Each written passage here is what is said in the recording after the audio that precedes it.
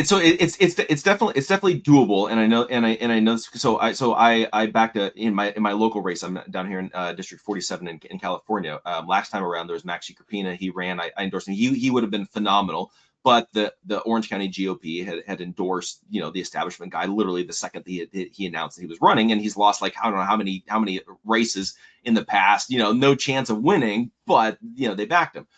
The thing that I realize is that the way that we have to win is we have to figure out how to have some sort of infrastructure and some sort of way of raising money, because there is a disadvantage to anybody who's going to challenge the system, because you're going to have the GOP will actually put additional money in order to pushing their endorsed candidate. So not only do you have to overcome the fundraising of the establishment candidate that you're taking on, but then you have to overcome all the money and the fundraising of the Republican Party that you're running as a part of.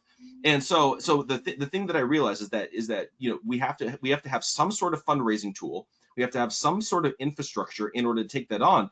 If anybody could have done it, it would have been Donald Trump. But the problem is instead of taking on the system, he ends up joining the system. And I think that's part of the problem that we're dealing with. So then now we have to figure out, as a people and a collection of people, how do we come together and actually put together some sort of infrastructure, some sort of way to raise money, some sort of way to actually take on the system. Because the thing is that as long as these candidates are one-offs, they can be picked off one by one.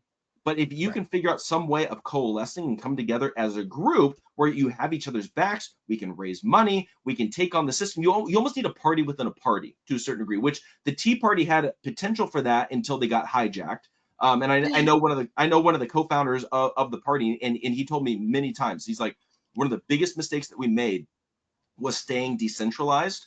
And because then what ended up happening is then you Mhm. had all these individuals that would start PACs. Then they would start running it. It was like Tea Party USA, Tea Party Conservative Oh, Movement, Tea right. Party this, Tea Party that, and everybody was trying to piggyback off of the Tea Party movement and just make a bunch of money for themselves.